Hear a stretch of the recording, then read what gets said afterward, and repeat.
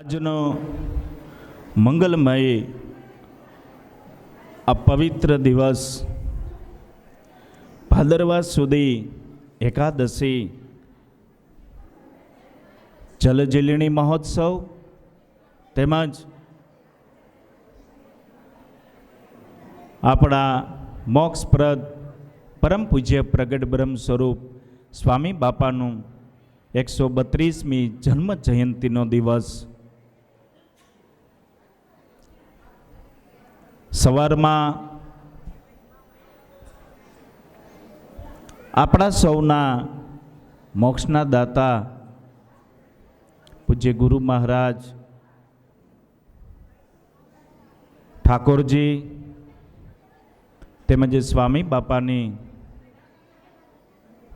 પૂજા પાઠ કરી ઠાકોરજીની આરતી થઈ ત્યાર પછી વેદોક્ત વિધિ પ્રમાણે યજમાનો દ્વારા ઠાકોરજી ગણપતિજી અને સ્વામી બાપાનું સવારમાં પૂજન થયું. ત્યાર પછી આપણી સભાની શરૂઆત ખૂબ આનંદથી કીર્તન ભક્તિથી સભાની શરૂઆત થઈ. સભા પૂર્વે હરિકૃષ્ણ મહારાજનો ગુરુજી, સંતો, પાર્ષદો અને હરિભક્તોએ દૂધથી અભિષેક કર્યો. આગળના કાર્યક્રમમાં હું વિનંતી કરીશ, આજના આ ભાદરવા સુધી એકાદશી જોગી સ્વામીની જન્મ જયંતિના ઉત્સવના યજમાન અમારું જૂનાગઢ સત્સંગ મંડળ છે, તો આપણા ગુરુકુળના ભૂતપૂર્વ વિદ્યાર્થી જૂનાગઢના સાવલિયા બાબુકુમારને બોલાવીશ.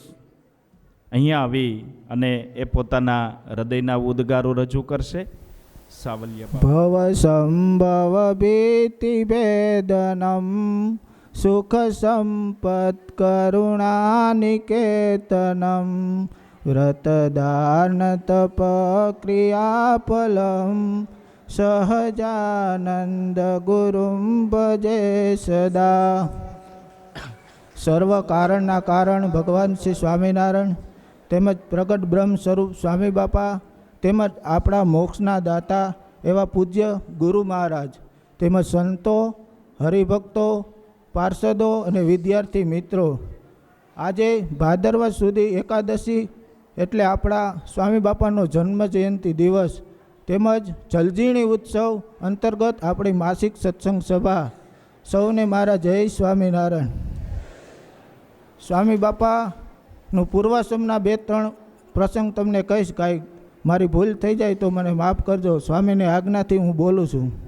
સ્વામી બાપાનું પૂર્વાશ્રમમાં તેમનું નામ ડાયાભાઈ હતું અને તેમના માતાનું નામ સામુબાઈ હતું અને પિતાનું નામ લાલજીભાઈ હતું.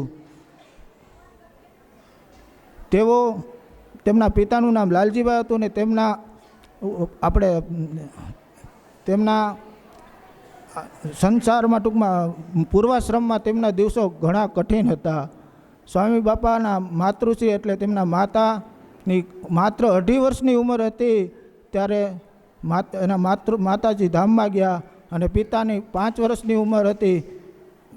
સ્વામી બાપાની 5 વર્ષની ઉંમર હતી ત્યારથી પિતા ધામમાં ગયા તેઓ અને તેમના એક કુટુંબી કાકાને ત્યાં રહેતા. તેઓ પણ ટૂંક સમયમાં ધામમાં વહી ગયા.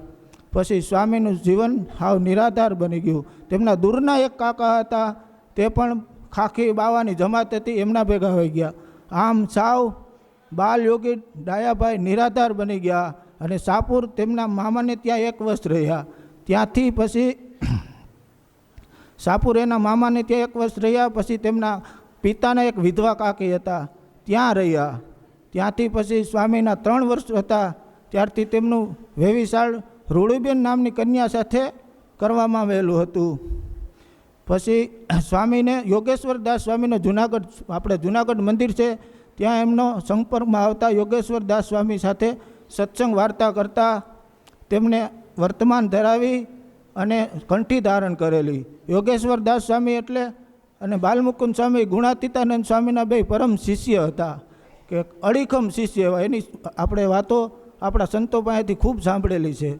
યોગેશ્વર સ્વામીનો સત્સંગ કરતા પછી કૃષ્ણ સ્વરૂપ સ્વામી એટલે ઋષિ સ્વામીના જોગમાં આવ્યા અને ઋષિ સ્વામી સાથે સત્સંગનો સુયોગ અવસર પ્રાપ્ત થયો. એમાં એમના સાધુ એક રામચરણ સ્વામી હતા. તેમણે ડાયાભાઈને અનાદિ જ્ઞાનની વાતો કરીને સ્વામીને સંસાર છૂટી ગયો અને સાધુ થવાનો સંકલ્પ કર્યો. ત્યારે સ્વામીની ઉંમર 18 વર્ષની હતી. પછી સ્વામી વંથલી ઋષિ સ્વામી પાસે સાધુ થવા ગયા. ત્યારે કુટુંબના બધાએ કે આપણે સાધુ થવું એટલે એ તો કાંઈ અઘરું છે, કોઈ જટનારાયણ કોઈ હાથો ન પાડે. એટલે કુટુંબના બધા ભેગા થયા અને સ્વામીને પરત ઘરે લાવવા પ્રયત્ન કર્યા. એક પૂરતી શાસ્ત્રીય પક્ષનું દબાણ હતું. તે બધા ભેગા થઈ સ્વામીને ખૂબ સમજાવ્યા, પણ સ્વામી એકના બે ન થયા કે મારે ઘરે આવવું નથી, તમે જે કુટુંબ અને તેના જ્ઞાતિના ધોરણે જે કાંઈ છૂટું કરવાનું થાય તે કરી લ્યો. પછી ઋષિ સ્વામીની રજા લઈને સ્વામી આપણે 3 ગામના ત્રિભેટે તારીખ 16/1/1913 રોજ 3 ગામના ત્રિભેટે ફારગતી લખાણ કર્યું. ફારગતી એટલે છૂટાછેડાનું લખાણ કરી આપ્યું. ત્યારે પછી તે જ દિવસે સ્વામી 1 મિનિટ પણ બગાડી નથી. તે જ દિવસે સ્વામીને પાર્ષદી દીક્ષા આપી અને નામ પાર્ષદ તરીકે 8 વર્ષ રહ્યા. પછી 8 વર્ષ પાર્ષદ તરીકે રહ્યા અને માત્ર 8 વર્ષની પાર્ષદ તરીકે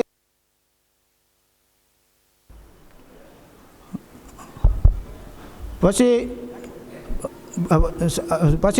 આચાર્ય શ્રી પ્રતિપ્રસાદજી મહારાજે ભાગવતી દીક્ષા ધારણ કરી અને જોગી સ્વામી નામ ધારણ કર્યું. પછી જોગી સ્વામી ધર્મપ્રસાદ દાસ સ્વામી નામ ધારણ કરવામાં આવ્યું. પછી જૂનાગઢમાં બાલમુકુંદ સ્વામી એટલે કે બાલમુકુંદ સ્વામીને આપણે વાતો સાંભળીને આપણા રૂવાડા ઊભા થઈ જાય એવા સંત ઐશ્વર્ય મૂર્તિ બાલમુકુંદ સ્વામી સાથે 3 વર્ષનો સ્વામી બાપા રહ્યા અને સત્સંગ કર્યો. પછી ઋષિ સ્વામી સાથે સત્સંગ વિતરણ કર્યું. ઋષિ સ્વામી સાથે સત્સંગ વિતરણ કરી અને પછી તેમને સાથે સત્સંગ વિતરણ કરી અને તે ધામમાં ગયા. પછી નારાયણદાસ સ્વામી સાથે રહેવાનું થયું અને નારાયણદાસ સ્વામી પાસે રહેતા સ્વામી અને ત્યારે નારાયણદાસ સ્વામી પાસે રહીને પછી સ્વામીએ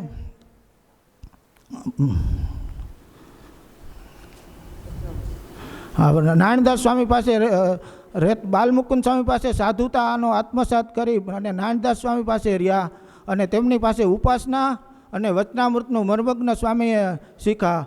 અને પછી સ્વામીની ઋષિ તો આપને ખબર જ છે કે મંદિરની સેવા કરવી, સત્સંગ સેવા કરવી, ભંડારની સેવા કરવી, આવી સ્વામીને અતિશય ઋષિ હતી. એની સાથે સાથે જપ તપ માળા ઉપવાસ આવું બધું સ્વામી ખૂબ કરતા. અને આ જોઈ અને આપણે નારાયણદાસ સ્વામી સંતોને કહેતા કે જો આ જોગી જેમ માંડ્યા છે તેમ તમે માંડ્યા રહો તો તમારું કલ્યાણનો ખપ હોય તો જેમ જોગી માંડ્યા તેમ માંડ્યા રહો. ત્યારથી જોગી સ્વામીનું નામ આપણે સત્સંગ સમાગ્રે જોગી સ્વામીનું નામ આપ્યું. અને બાલમુકુંદ નારાયણદાસ સ્વામી એમ કીધું કે જાઓ જોગી, તમારા વચને રૂપિયાના ઢગલા થશે અને જે તમે ધારશો તે તમારો સંકલ્પ શ્રીજી મહારાજ પૂરો કરશે. આવી રીતના જોગી સ્વામી પછી પીપલાણામાં સ્વામિનારાયણ સંપ્રદાયમાં જોગી સ્વામી વચનામૃતના ફકીર તરીકે જાણીતા થયા અને વચનામૃતના ફકીર તરીકે જાણીતા થયા અને વચનામૃતમાં કંઠસ્થ કરવાના પીપલાણાના આજુબાજુના હરિભક્તો એટલે ખેડૂત હરિભક્તો હતા. અને સત્સંગી ટૂંકમાં નાના સ્વામી બાપા પાસે કોઈ હરિભક્ત નહોતા, બધા ગરીબ ખેડૂત ભક્તો હતા. એટલે સ્વામી ગરીબના બેલી કહેવાતા. અમે દુકાને કાંતિભાઈને અમે વાત કરતા હોય તો મેં તો સ્વામી બાપાના દર્શન નથી કર્યા. એટલે અમને આ સંતો હરિભક્તો વાત કરતા હોય કે સ્વામી બાપા તો ગરીબડાના બેલી હતા, એમ કહેતા કે અમે ગરીબ માટે જન્મ ધર્યો છે, ગરીબના બેલી કહેવાતા સ્વામી. એટલે પછી નારાયણદાસ સ્વામીને ગરીબના બેલી કહેવાતા. પછી વચનામૃત કંઠસ્થ કરવાની પીપલાણાથી વચનામૃત કંઠસ્થ કરવાના બધાને આપ્યા. 2000 ને સંવત વિક્રમ 2014 ને ભાદરવા મહિનામાં પીપલાણામાં મુખપાઠ વચનામૃતની મુખપાઠ કરવાની હતી. ત્યારે બધા હરિભક્તો વચનામૃત બોલ્યા. એ બધું જોઈ અને આપણા ગુરુજી એટલે દેવસ્વામી મહારાજ સ્વામી બાપાને એમ કીધું કે સ્વામી મારે પણ એક વચનામૃત પાકું કંઠસ્થ કરવું છે.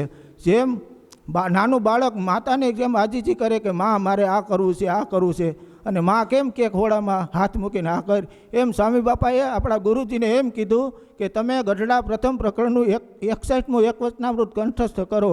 એટલે પહેલું વચનામૃત આપણા ગુરુ મહારાજે ગઢડા પ્રથમ પ્રકરણનું 61મું વચનામૃત કંઠસ્થ કર્યું અને સ્વામી આગળ રજૂ કર્યું. પછી તેઓમાં 2016ની સાલમાં આપણે પીપલાણા સભા મંડપના જે ઉદ્ઘાટન પ્રસંગ હાલતો હતો તે દિવસ આજનો જ હતો, ભાદરવા સુધી 11. એમાં ગુરુ મહારાજે ને બધા સંતો હરિભક્તોએ મળીને આખું વચનામૃત કંઠસ્થ કરવાનું નક્કી કર્યું. ત્યારે ગુરુ મહારાજના ભાગમાં ગઢડા મધ્ય પ્રકરણના 21 થી 30 વચનામૃત એમ 10 વચનામૃત સ્વામી કંઠસ્થ બોલ્યા. પછી એ બોલી અને એ આપણે પીપલાણા જે સભા મંડપનો ઉત્સવ હતો એમાં જ બોલ્યા. અને પછી સ્વામીએ આ 262 વચનામૃત કંઠસ્થ કરવાનું સંકલ્પ કર્યો અને સ્વામી આગળ રજૂ કર્યો હતો. જોગી સ્વામી એમ કીધું કે જાઓ તમારો સંકલ્પ સ્વામિનારાયણ ભગવાન પૂરો કરશે. અને સ્વામીએ પછી 2016 અને 2018માં આપણે કલાણામાં એક મુખપાઠ પારાયણ કરી. તેમાં સ્વામી 108 વચનામૃત પાકા કર્યા, કંઠસ્થ કર્યા. એ બોલ્યા 2018 અને 2020 ને 21 અને 22 આ 3 વર્ષના ગાળામાં ગુરુ મહારાજે 262 વચનામૃત કંઠસ્થ કરી અને તે કલાણામાં બોલ્યા. પછી યુવનગર સણોસરા આ બધી કથા થતી એમાં ગુરુ મહારાજ બોલતા. પછીનો પ્રસંગ એવો છે કે પીપલાણામાં હરિભક્તો સત્સંગી ખેડૂત હરિભક્તો હતા, બધા નાના, કોઈ અલ્પ ભણેલા હોય, કોઈ અભણ હોય.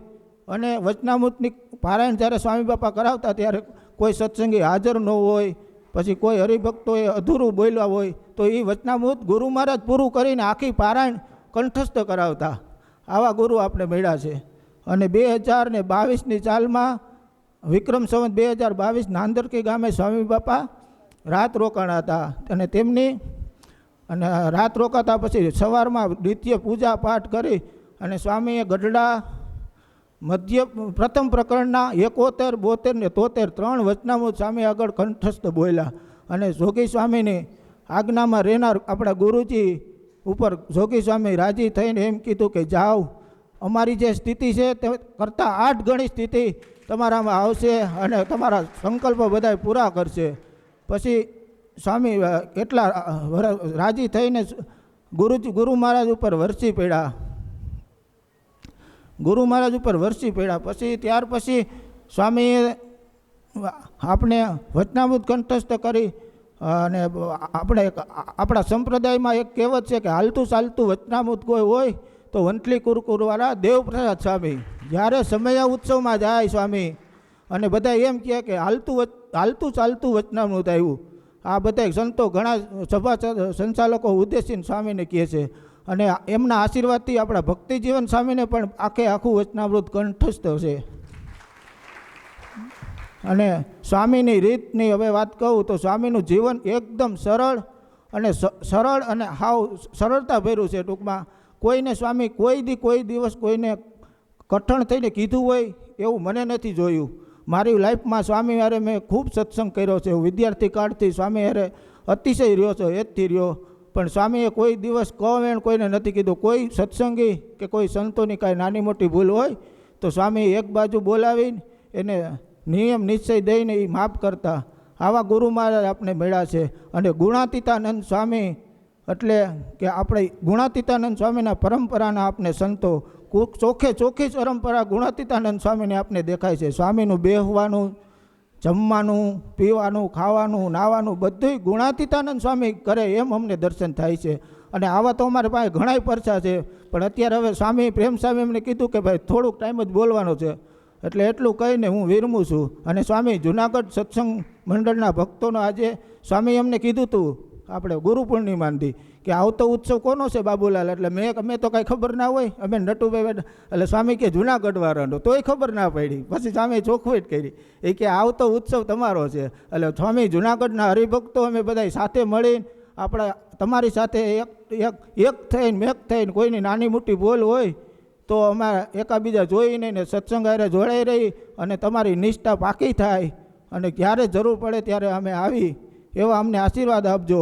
અને પૂજ્ય સ્વામી આમાં 2 મંદિર બનાવ્યા, એક રાજકોટ અને જુનાગઢ. જુનાગઢનું જે મંદિર બનાવ્યું એમાં અમે હાજર હતા. જે શિલાન્યાસ કર્યો તો અમે સ્વામી આમ કર્યું ને તો ઊભું આખું શ્રીફળ ફાટ્યું અને હરિબાપા બોલ્યા કે આ ધજા આપણો કળશ સડી ગયો. એમ હરિબાપા અમને વાતું કરતા હતા. અને ઘનશ્યામ મહારાજ એવા પ્રતાપી છે કે એની વાત ન થાય, એમ થાય કે અહીંયા જ રહી એવા ઘનશ્યામ મહારાજ અમને સ્વામી આપ્યા છે. સ્વામી અમે તમારા ઋણમાંથી ક્યારેય મુક્તિ નહીં થાય અને અમારા જુનાગઢ દ્વારા હરિભક્તોનું બધાનું ખાસ ધ્યાન રાખજો અને અમારી સેવા થાય એટલું ધ્યાન રાખજો. એટલું કહીને વિરમું છું. મારી કાંઈ ભૂલ થઈ હોય તો માફ કરજો. જય સ્વામિનારાયણ. જોરદાર તાલીઓથી સવલિયા બાબુના નિખાલસ શબ્દોને વધાવીએ. ગુરુજી એવી આજ્ઞા કરે છે કે જે યુવાનનો ઓર્ડર ફાટે ને એને બોલવું ફરજિયાત છે ક્રમશઃ સભામાં. એટલે એવી તૈયારી રાખજો, ગમે ત્યારે ગમે ને અગાઉ કહેવું, એવું ના મૂંઝાતા. એવું નહીં કહીએ કે ભાઈ તમારે હાલો ઊભા થઈને બોલો, એમ અગાઉ કહી દેવું એમ. પણ ખૂબ સરસ બાપભાઈએ વાત કરી. અમે તો આમ 2 ક્લાસમેટ છીએ, ગુરુકુળમાં અમે હારે ભણતા. એટલે એમને ગુણાતીતાનંદ સ્વામીની પરંપરાથી આપણી ટૂંકમાં સ્વામી બાપાની આખી પરંપરા કીધી. સ્વામી બાપાની ઐશ્વર્ય શક્તિ કેવી રીતે ક્યાંથી પ્રાપ્ત થઈ, સ્વામી બાપાએ પોતાનું અપર સ્વરૂપ કેવી રીતે સ્થાપ્યું, કેવા આશીર્વાદ દીધા, એની ખૂબ સરસ વાત કરી. એમ બાબુલાલ છે ને એ ખેડૂતય છે, વેપારીએ છે ને વાણિયોય છે. 3 વસ્તુ છે એમાં. એટલે 3 વસ્તુ ઉમેરીને એને વાત કરી લીધી. અમે નિખાલસ છીએ, ભોળા છીએ, આવું નવું અમારું આમનમ રહીએ, જુનાગઢનો સત્સંગ આમનમ રહીએ, તમારી નિષ્ઠા રહીએ ને તમે રાજીએ રહેજો એમ. એટલે એને બધુંય કહી દીધું ટૂંકમાં એમ. એટલે હા, બિલ્ડરે છે જો વિશેષમાં જુનાગઢવાળા તો બરાબર છે. પણ ખૂબ સેવા કરી વિદ્યાર્થી અવસ્થામાં. અમે જ્યારે વિદ્યાર્થી હતા ત્યારે ગુરુજી ખુદ પોતે ભેગા આવતા સેવામાં. એટલે બાબુલાલ સિવાય સેવાની શરૂઆત ના થાય એમ, એવું હતું એમ. અને સ્વામી સાથે પહેલેથી આત્મીયતા, નાની ઉંમરથી, બચપણથી એવી આત્મીયતા છે એને. અને એને જે વાત કરી એ એના હૃદયનો ભાવ હતો.